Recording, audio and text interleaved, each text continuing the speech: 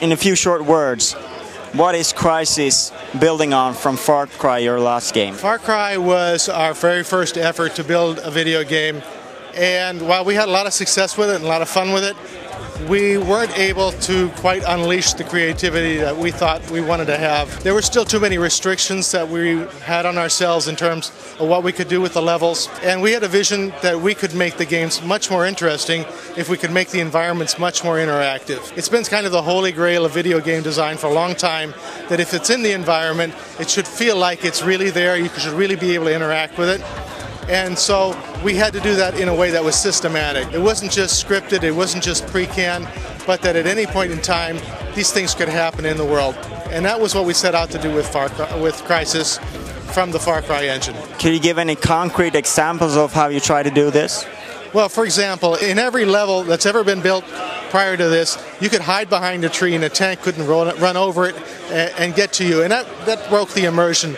When we had titanium trees that didn't respond to the fact that you had this great big explosion just happen in the world, you know, that made it clear that you weren't in a real world, you were in a video game. And we wanted to make that not only feel more realistic, but also have interactive gameplay.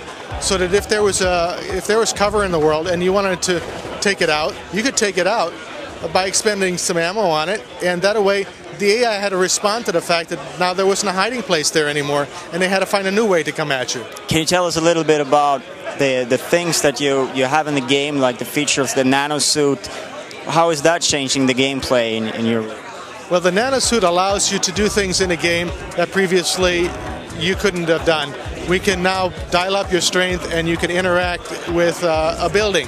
You can knock it down, or you can pick up a dumpster and throw it at an enemy, or use it for cover, which, you know, isn't very realistic if you're just going to have that be a normal person. But with a nanosuit, you can decide whether you want to do that, or if you come up into a situation, do you want to respond by hiding, which in that case you can use your speed to get out of there quicker, or you can use your cloak and actually become harder to see and more invisible to the enemy. It allows you a greater variety of gameplay. It allows you to decide how you're going to play a scene out, and it allows you to go play it back multiple times, different ways, and see how things work out. Isn't that a very hard thing to balance out? It greatly increases the amount of testing time we have to put into a level, because obviously when you build a level, if you build it around the idea that certain areas are out of bounds and that you can't get to them, and therefore you don't have to worry about what will happen if you do get there and the AI gets there, and then suddenly you add the ability to jump twice as high as you could before, now all of a sudden you're in an unexpected situation.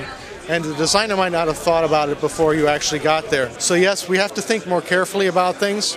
We have to think about the what-if situations. What if, instead of following the vision of the game designer, you decide to go down a different path and take a different approach to the problem?